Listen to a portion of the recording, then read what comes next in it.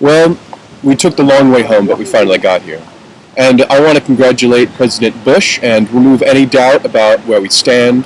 The primaries are over. The heart is strong again, and the Buchanan brigades are enlisted, all the way to a great comeback victory in November.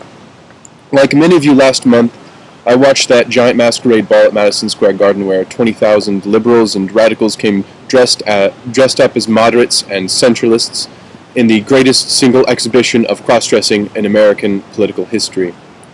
One by one, the prophets of doom appeared at the podium.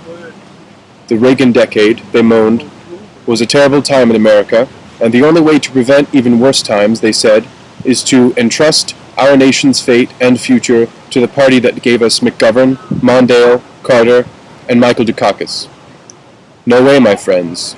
The American people are not going to buy back into the failed liberalism of the 1960s and 70s, no matter how slick the package in 1992. We can do better. This was the country that offered hope.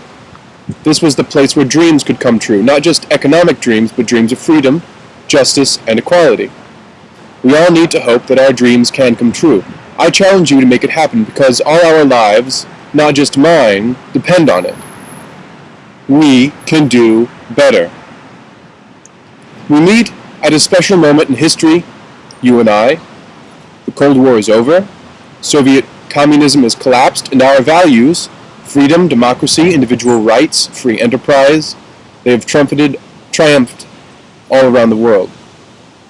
And yet, just as we have won the Cold War abroad, we are losing the battles for economic opportunity and social justice here at home.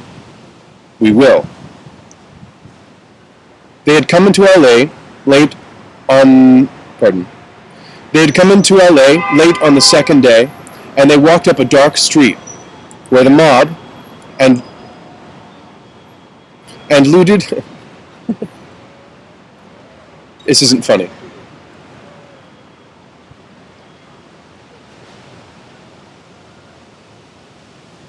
Starting over? No, we was editing. They looted and burned every building but one. A convalescent home for the aged. The mob was heading in to ransack and loot the apartments of the terrified old men and women. The troopers arrived, M16s at the ready.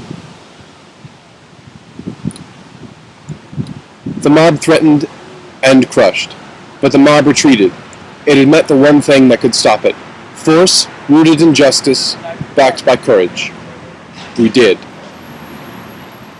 Greater love than this hath no man, than that he lay down his life for his friend.